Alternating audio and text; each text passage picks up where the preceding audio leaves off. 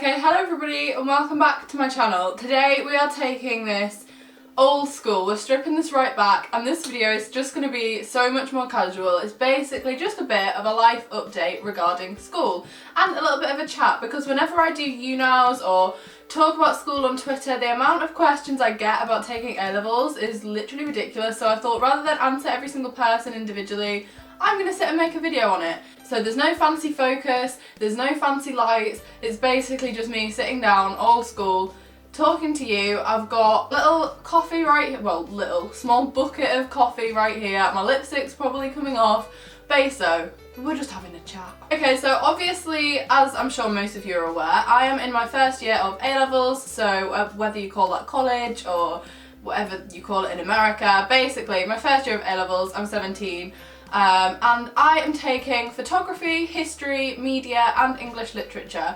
I do get asked that a lot, even though it's in the description of all my videos, but they are the 4 subjects that I chose to carry on / start really at the end of my GCSEs, and I thought I'm just going to sit and talk to you about how I chose them, why I chose them, what it's like to take them, but also option picking in general. The amount of questions I get from some of you that are obviously a bit younger saying, how do I pick my GCSEs and stuff. Hey, I chose these 4 subjects because I knew that they were going to be the ones I would enjoy the most. I did not pick these because of a certain career path, I did not pick these because I did the best in them at GCSE, I literally just picked them because they were the ones I was going to enjoy the most, because I don't know what I want to do at the end of 6th form. I have no idea. All my friends, or not all of them, but a lot of my friends are really set on going to university, and they have like a set university they want to go to and a set like career and a set degree. I have no idea what I want to do. I know vaguely that I want to do something with media or in the media or like broadcast journalism, something like that, but I don't know if I want to go to uni. Basically, my whole life's just a bit of a mess. But there's no point in taking subjects for 2 years that I'm not going to enjoy, because 2 years is a long time to sit in a classroom and be like, well, I hate this. I really hate this, especially if you're not going to do anything with it. Like, the amount of people that were like, oh, why don't you just take like psychology or something like that, when I didn't know what I wanted to do. I was like, well, I don't think I'd enjoy that. I don't think that's for me. And I think the most important thing when you're picking your option subjects for GCSE or for A-level is that you pick what you're going to enjoy. Like back in year 9, I mean, year 9 Molly made a big mistake with her options because I took art, history and textiles as my 3 options. I thought art and textiles would be easy, but still it's okay because I just went with it and it was fine. I mean, apart from my C in art, but it's fine. At the time, I thought I was making the best decision that I could make. I thought, yeah, I want to go into some kind of fashion. I don't know. I was really dedicated to like on textiles. I was like, yeah, this is my thing, this is my thing. It's not my thing. Can't sew. But at the time, I picked what I was enjoying the most, and after the 2 years, by the end of it, I didn't really enjoy them, but I'd taken them at the time. I picked them because I enjoyed them. I also really disagree with the people that pick option subjects just because their friends are taking them. Yeah, I saw a lot of my friends at GCSE picking the same option subjects as their friends, and I was like, right, well, I could do that, and I could take geography like all my friends, or I could take child development like all my friends are doing, or I could take something that I wanted to do. And I took textiles and I didn't know anybody else taking that subject. This was when I was like set on being a fashion designer, right? Times have moved on, that's no longer a career path I would like to pursue, but at the time I was thinking like, yeah, I'm being really independent, I'm picking something that nobody else is taking, and I was really happy with my subject choices. When you pick your options in year 9, are you at an old enough age to decide what you want to do with them afterwards? You can't really decide a career path when you're in year 9. I think it's ridiculous that schools even put that on you. Like when they start talking about what do you want to do after you leave, I'm like, really? We're like 14, how is anybody meant to know? I don't know, I'm 17. So I'm just going to talk you through the A-level subjects that I'm taking, because I do get a lot of questions about these.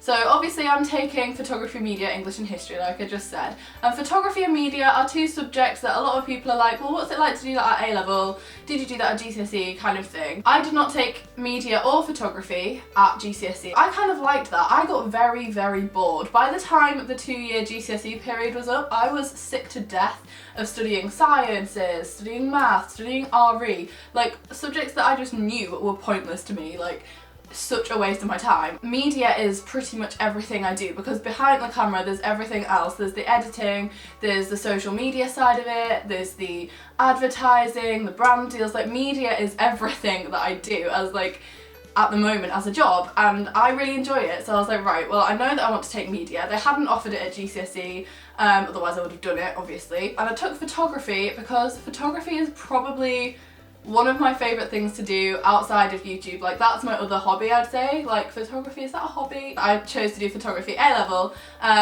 which I'm really enjoying. Obviously, both subjects are very coursework heavy. In fact, there's no real photography exam as such. Like, if you sit an exam, it's like 40% of your mark, I think. I could be wrong. And media is the same, although media is also quite essay based, which I didn't really know. I didn't know a lot about the course before I started it. Didn't really look into it, saw it on a list and was like, oh, I'll tick that, I want to take it. That was my thinking kind of thing. And I'm actually quite enjoying it. The written side of it isn't as enjoyable, but the practical side of it is something that I really like getting to grips with. Obviously something that I do a lot of the time. Like, we had a practice using iMovie, which is something I'm really familiar with, so it's something I feel really comfortable with. It's not an A-level where I'm like, oh my god, what am I doing? I don't understand, which just reassures me, because I spent most of my GCSEs being like, what's going on? What am I doing? I don't understand. What did they even just say? So I would really recommend taking them if you're into creative subjects, if you want like a creative break or something different from your other A-levels. However, also it's a lot of work outside of school. Like, the amount of people that think they're easy options, or you're taking them as like a cop-out, I don't really get that. That isn't a subject that's just classroom based, that is a subject that is very heavily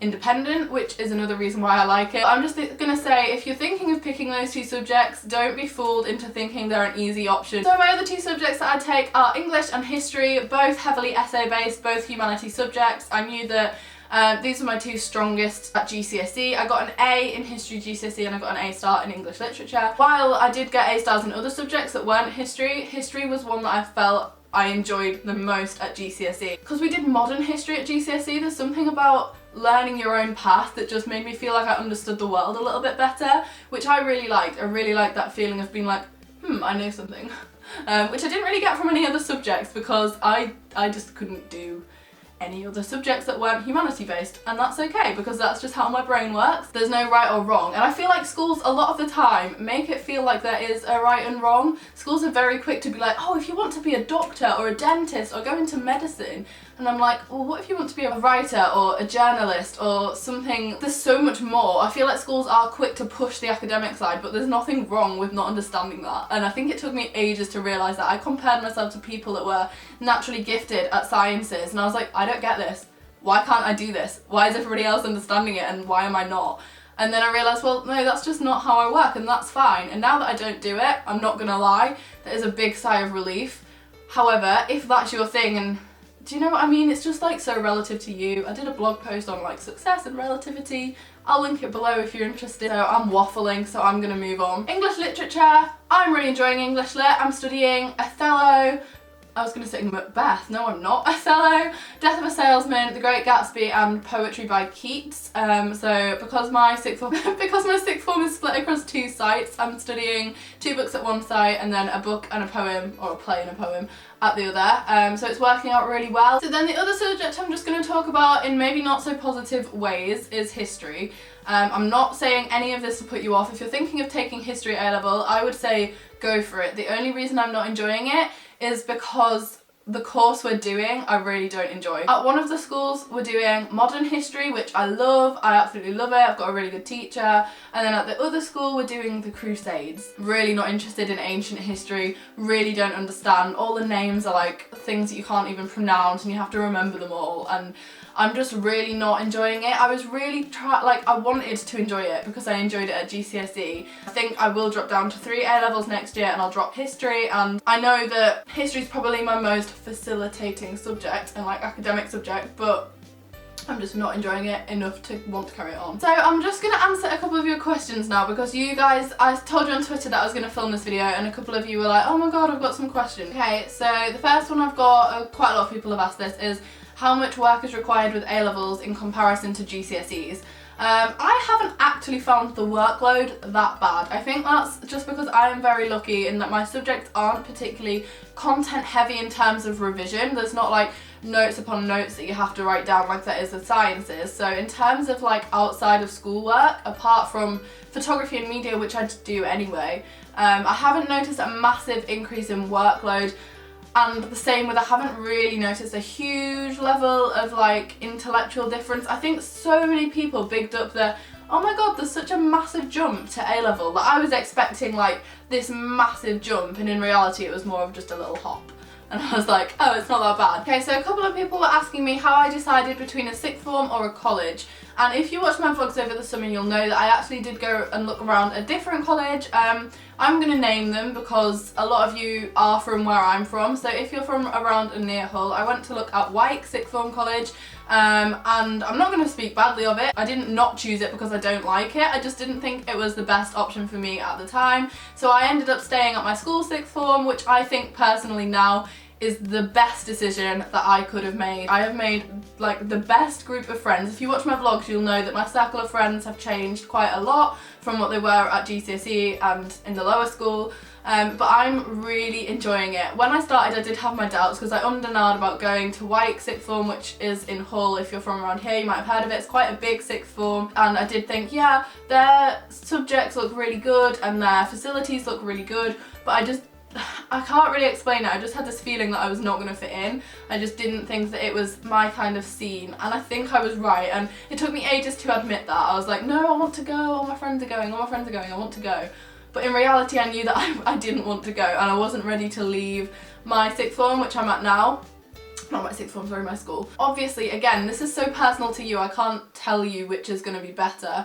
But if you're looking at a college that doesn't do A-levels and you're thinking, should I do A-levels, should I not? It's so tailored to you, and if you have a vague idea of what you want to do afterwards and you maybe don't need A-levels or you need a BTEC or an apprenticeship, like that's so personal to you. You can't let other people influence that. And I think there is a lot of stigma around saying, oh, I'm going to college. Like, it's basically the same thing. But basically, yeah, I'm really happy with the decision I made. So I think it's just, you have to gamble it a little bit, and you might not know until you started, and it is very easy to change. There were a lot of people coming and going for the first few weeks because they weren't happy with where they chose, and a lot of people came back. So I did a whole vlog on this, so I'll link that below, about when I was like trying to decide. So I'll try and link that below. I had a bit of a deep chat. A little bit of a different one actually came from somebody called Jordan on Twitter. She said, do you have any tips for buying clothes for sixth form and how not to spend money? I am probably not the best person to tell you this because I do spend a lot of money on clothes, which is bad, but anyway, if you didn't know, I go to a sixth form where there isn't a uniform. I really like that actually. I think it gives everybody a lot more freedom. At first I was like, oh my god, picking an outfit every day is going to be so difficult,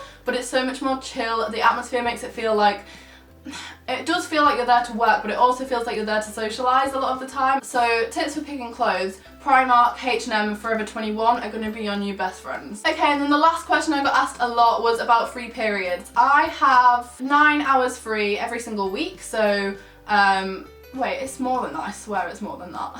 Which, I'm not gonna lie to you, I don't use to work. I know that's really bad, and obviously the advice here is, oh my god, use them to work, but I want to be honest with you, I don't use them to work, not really. A lot of the time, I use them to sleep, because I have Monday morning off, I have Friday morning off. I do use that to have a lie-in, because I'm like shattered permanently. My subjects, like I said, you can't sit and write an essay in a common room. It's too crowded, it's too loud. I just find it really hard to concentrate on writing an essay if I'm not at home. And then media and photography, you can't sit and do in a free period because you need to be out and about, or you need to be sat at a Mac editing, or it's relative to you. I think so many people are like, use your free periods to work, use your free periods to work. And I agree with that, obviously, if you can, or if you have work. But I usually spend it editing videos or doing YouTube, to be honest. That is how I spend most of my free periods. Okay guys, I do think that is everything. I've waffled on a lot. I'm gonna try and cut this down so it's under 15 minutes because nobody wants to listen to somebody ramble about school for more than 15 minutes. But I thought I'd just give you a little 2-month update of what it's been like at sixth form so far. I did see that Eve has also uploaded one of these videos, but basically if you want a more like studious version of what I've just done for subjects that are more like academic, I definitely recommend going and watching Eve's because she knows what she's doing a lot more than I do, and she is taking subjects that are probably more popular, like languages and things that people take at A-level, rather than like media and photography, which are in the minority. But yeah, other than that, I'm gonna go. I'll be back on Friday actually, because I've got a vlog coming on Friday. Something very, very exciting with Hannah, so I shall see you all then. Give this a thumbs up if it helped you in any way, and be sure to share it with any pals that might need sixth form advice. Other than that, I'm gonna go, and I'll see you very, very soon. Bye!